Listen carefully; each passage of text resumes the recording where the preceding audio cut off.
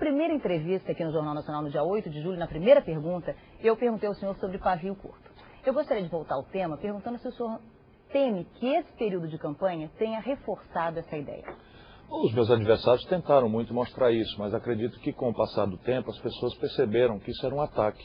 Porque eu tenho 20 anos de vida pública. Fui deputado, ministro, prefeito, governador, sempre o mais popular do país, pude realizar muito. E o sentido dessa campanha, do nosso ponto de vista, é construir para o povo brasileiro uma alternativa. Nós achamos que continuar o que está aí não é possível, o que significaria um voto em José Serra, e votar em Lula pode até ser uma expressão de revolta compreensível. Mas depois da revolta e do protesto, a gente lembra que é um país para governar. E nós temos uma frente trabalhista, temos 9 governadores se elegendo no primeiro turno, mais 4 com chance de se eleger no segundo turno. Estamos elegendo mais de 300 senadores e deputados federais. Temos uma proposta de mudança do modelo econômico do país e acreditamos que rapidamente conseguimos demonstrar à população que o que está em jogo é o futuro do Brasil e não uma ou outra impertinência que foi colocada no debate para desorientar a população como uma forma de ataque que eu sofri. O senhor falou nos adversários, mas será que o senhor não admite que teria fornecido algum tipo de munição para esses seus adversários? Olha, qualquer pessoa que seja acompanhada 24 horas por dia com uma câmera, paga por profissionais, e que seja descontextualizado, cortado uma palavrinha, uma coisa tirada de contexto, pode perfeitamente ser mal compreendido. O presidente Fernando Henrique chamou os aposentados brasileiros de vagabundo, o presidente chamou os adversários de neobobos, o presidente chamou o povo brasileiro de caipira e nunca se fez contra ele o ataque de desequilíbrio ou de intempestividade ou de pavio curto. Qualquer ser humano pode eventualmente soltar uma palavra e essa palavra fora de contexto, tanto mais no Brasil, que a gente tem várias linguagens. A forma como eu fui criado no interior do Ceará me dá uma linguagem que talvez no sul ou no sudeste não seja muito compreendida. O que eu acho, entretanto, é que essa fase passou e que agora, na hora que o povo está caminhando para a decisão, rapidamente as pessoas estão percebendo que ninguém me atacou a honestidade, ninguém atacou a seriedade das nossas propostas, ninguém atacou a nossa competência. E isso é o que está em discussão. A proposta, a ideia, a vida da pessoa.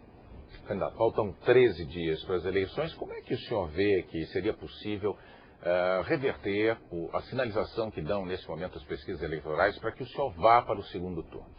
Olha, nossas indicações são de que há aí um empate muito tenso.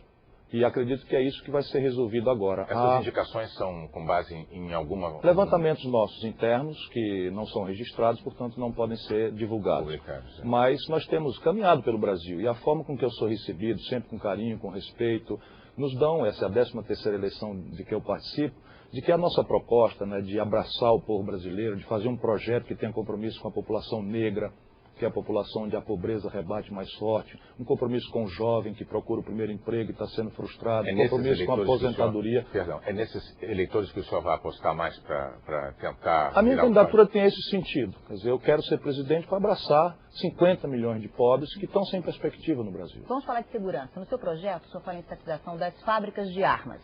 Essas fábricas exportam 90% do que produzem. Que garantia dará ao cidadão de que essas armas não voltam, por exemplo, por contrabando? Nós vamos remontar todo o sistema de defesa no Brasil que está desmontado. A nossa capacidade operacional de defesa deixa hoje nossas fronteiras sem dono. A Polícia Federal tem apenas 5 mil homens para um país de 170 milhões de habitantes. Eu tenho visitado quartéis na fronteira brasileira, estão funcionando a meio expediente porque falta comida para os recrutas. Então, todo o projeto de controle, tanto do ponto de vista de defesa quanto de segurança pública, traz para o governo federal a responsabilidade que tem que ser dele. Os estados não têm condição, nem tradição, nem recursos humanos, nem recursos financeiros para enfrentar essa novidade, é uma coisa razoavelmente recente, que é o baronato do narcotráfico, os bilhões que se movimentam no contrabando de armas, a lavagem de dinheiro, paraísos fiscais, o volume monstruoso de corrupção contra o dinheiro público, os crimes de sequestro e os crimes praticados por policiais civis e militares. Essas serão responsabilidade doravante, se nós tivermos sucesso, da Presidência da República.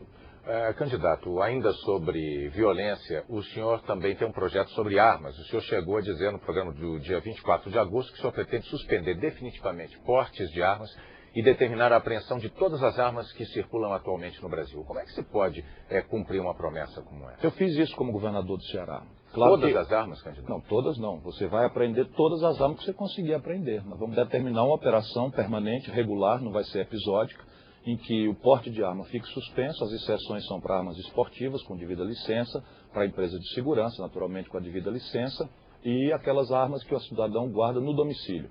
O resto, não tem nada que circular arma na rua.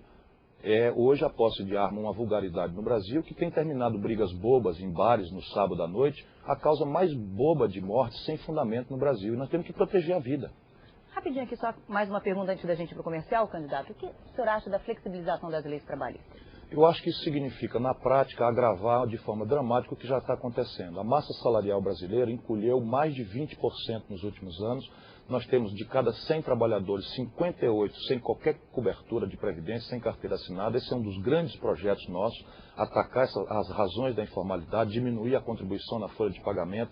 Vamos acabar com a contribuição naqueles empregos até 2 salários mínimos. Vamos mudar o modelo tributário para, desonerando a produção e os salários, deslocar o peso do financiamento do Estado para o consumo dos mais ricos e para os ganhos de capital e propriedade. Isto feito, nós temos condição perfeitamente de restaurar o equilíbrio da Previdência e fazer o que nós temos que fazer. 13 milhões de brasileiros aposentados, caramba, são nossos pais e avós. Então hoje condenados, vamos dizer com clareza, a humilhação de não ter dinheiro para comprar os remédios, para aquelas doenças que chegam em qualidade. O senhor é contra mexer na CLT? Eu sou a favor de modernizar a CLT, mas flexibilização pode entender como sinônimo de enfraquecer o poder dos trabalhadores. Mas seu vice Paulinho era favorável. Era, mas já para ser vice, inclusive, ele concordou que isso era uma ideia errada. Mudou de ideia?